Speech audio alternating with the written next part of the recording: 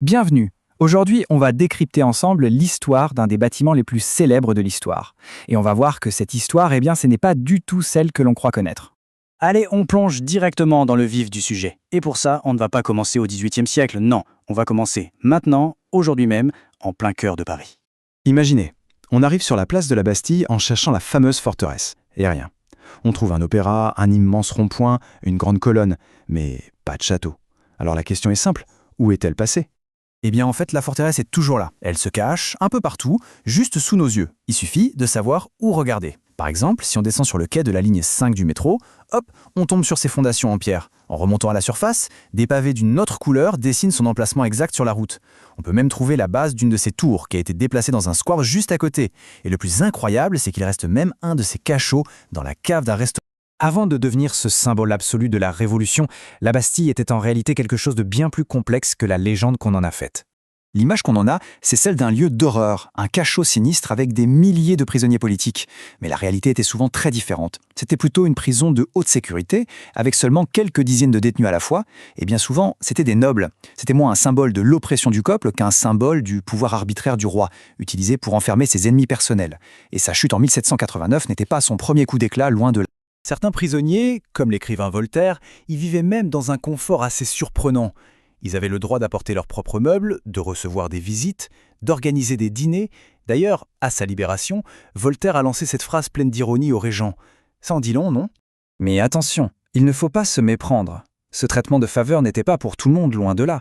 Pour les prisonniers du peuple, la Bastille pouvait être un véritable enfer, un lieu d'exécution secrète et de tombes anonymes.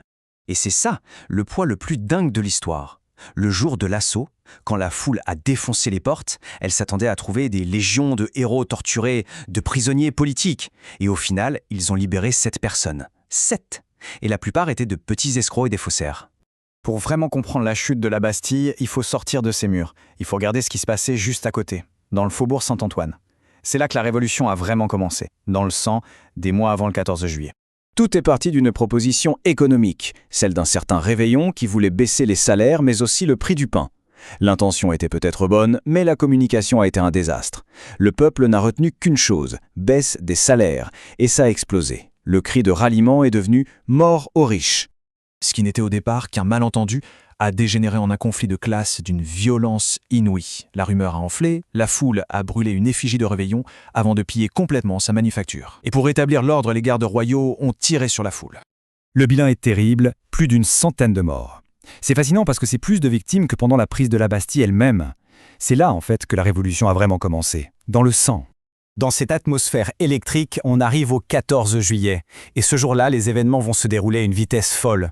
La journée était une véritable réaction en chaîne. Le matin, les Parisiens se ruent sur les Invalides pour prendre des armes. Ils trouvent 32 000 fusils, mais pas de poudre. La poudre, elle est à la Bastille. La foule s'y dirige donc. Les négociations commencent, mais elles échouent. La tension monte, et à 13h30, le gouverneur de Launay prend la décision irréparable, il ordonne de tirer. C'est le début de l'assaut. Des gardes de l'armée se joignent même aux assaillants avec des canons. Vers 17h30, les défenseurs, dépassés, se rendent. La Bastille est tombée. Et cet échange célèbre illustre parfaitement le moment où la monarchie a compris que ce n'était pas juste une émeute de plus.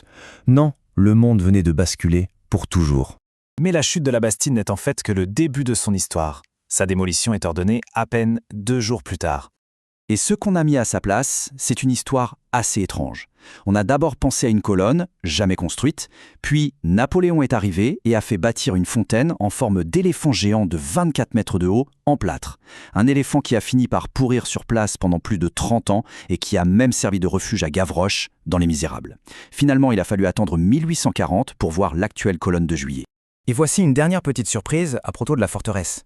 Notre fête nationale, le 14 juillet, on pense tous qu'elle célèbre la prise de la Bastille, cet événement violent et sanglant. Mais en fait, pas du tout.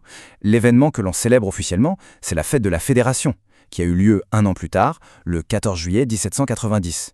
C'était une grande célébration pacifique, un moment d'unité nationale. Mais le secret le plus étrange de tous, il est enfoui juste sous le monument qui se dresse aujourd'hui sur la place.